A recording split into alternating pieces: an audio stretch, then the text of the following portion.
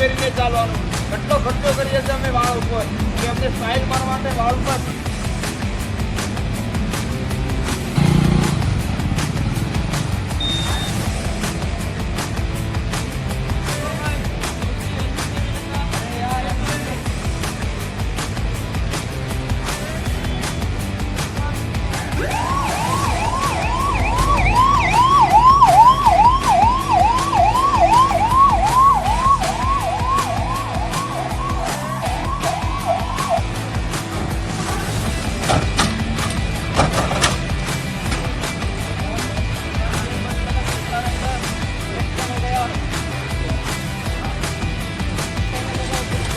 भाई पुलिस का चक्कर कुछ नहीं है, पुलिस को फोन करना पड़ेगा.